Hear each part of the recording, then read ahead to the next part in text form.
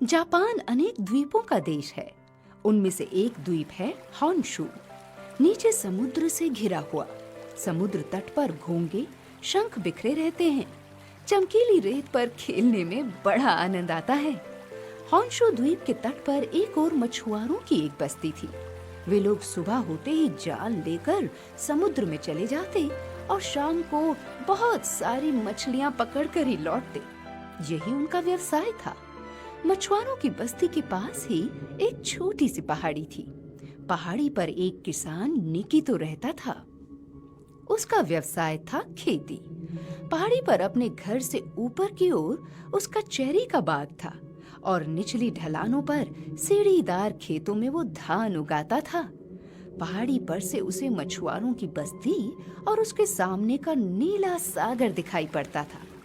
एक दिन की बात है, चेरी पकने लगी थी। निकितो ने सोचा, आज भोर होते ही मैं चेरी तोड़ने चला जाऊंगा।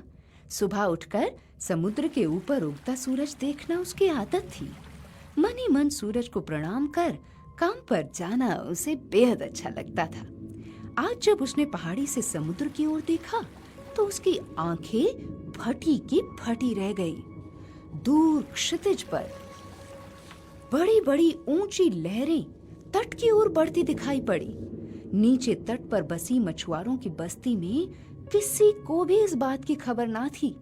वो तो समुद्र में उतरने की तैयारी कर रहे थे। निकितो जानता था कि ये सुनामी की लहरें हैं। थोड़ी देर में जब वो तट से टकराएंगी तो सब कुछ तहस नहस कर देंगी।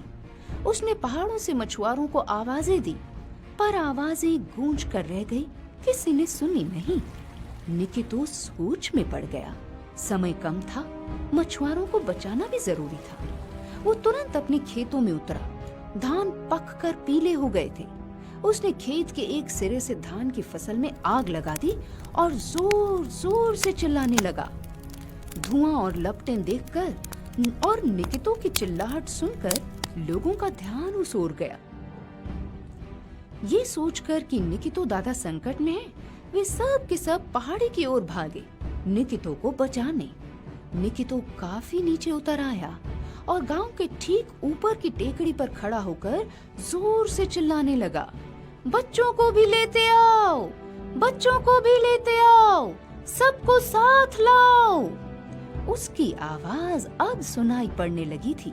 मुखिया बोला, निकितो शायद ठीक ही कह रहा है। हमें लौटने में देर हुई तो बच्चे भूखे रह जाएंगे। औरतों ने बच्चे भी संभाल लिए और सभी आ गए निकितो को बचाने। वे जब पहाड़ी पर निकितो के खेतों तक पहुंचे, तब तक निकितो की सारी फसल जल चुकी थी। मछुआरे सोच रहे थे कि थोड़ा पहले पहुंचते तो शायद निकितो की सहायता कर पाते। कुछ की नजर नीचे अपने घरों की ओर मुड़ी। ये क्या? वहां तो बस्ती का नामो निशान मिट चुका था। सुनामी की विशाल लहरें सब कुछ बहा कर ले जा रही थी और अब भी पहाड़ी से टकरा रही थी। अब मछुआरों की समझ में आया कि निकितो ने अपनी फसल क्यों जलाई और क्यों उन्हें कहा कि बच्चों को भी साथ ले आओ। अगर निकितो ये ना करते तो कोई भी जीवित न बचता। सबको पता था कि सुनामी से लड़ने की शक्ति किसी में नहीं होती। गांव के मुखिया ने निकितो के पैर पकड़ लिए, कहा, दादा, आपने अपनी खेती जलाकर हमें बचा लिया। इतना बड़ा उपकार किया हम सब पर। हम सदा आपके आभारी रहेंगे। निकितो ने कहा, मेरे बच्चों, खेती का क्या है, तुम सब बच गए। खेती तो मैं फिर उगा लूंगा, पर तुम लोग ना रहते तो मैं अकेला कैसे रहता।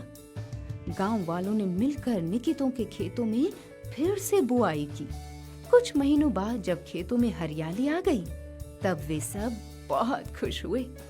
अब निकितो नहीं रहे, पर मछुआरों की बस्ती में निकितो की बड़ी मूर्ति बनाई गई है। मूर्ति के नीचे लिखा गया है, निकितो दादा, जिन्होंने हमें सुनामी से बचाया।